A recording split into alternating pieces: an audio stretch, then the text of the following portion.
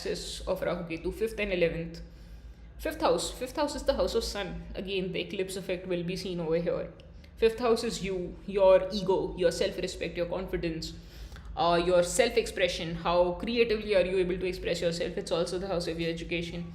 It's the house of your position, your position in the society, your authority. It's the natural house of Leo, right? And 11th house is the house of Aquarius, again Saturn's Mool Trikon.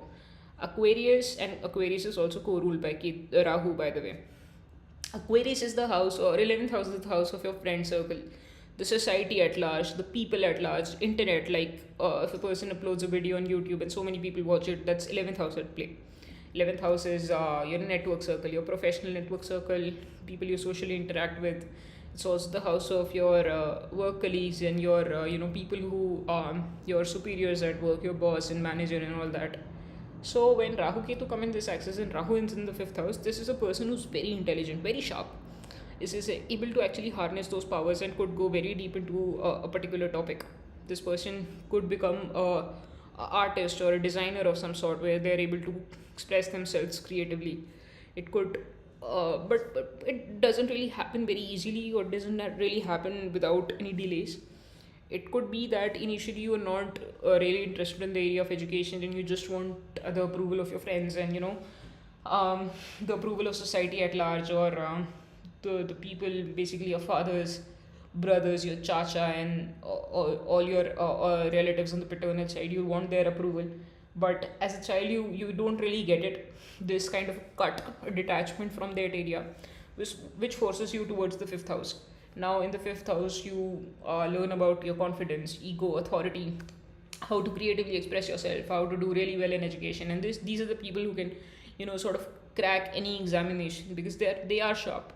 If they use the power of Rahu in the correct manner, they will get those things. And once you're done with education, once you put a lot of hard work in this area, either it's a creative pursuit or it's education, and you realize your value, you realize it, later on you'll see Ketu also starts giving good result. Ketu actually can give you so much money in the 11th house if it's well posited. You cannot even imagine that. But first it'll make you detached. First it'll make you detached from that area. It'll take you to Rahu, it'll teach you all the lessons Rahu has for you, and once you learn them, then Ketu will open those doors with you, for you. And these are also, I've seen in a lot of birth charts, these people become when they get big money, they actually end up donating most of it. 5th house is also the house of progeny or children. So with Rahu, it could be a little different. Either you sort of become a parent little later in life, or your relationship with the child is initially a bit up and down. Sooner or later, things will stabilize. They will, in most cases, they do. But initially, you are of the opinion that I don't want children.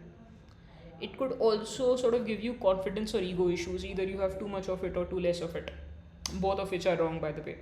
You have to understand there is a difference between ego and self-confidence and self-respect.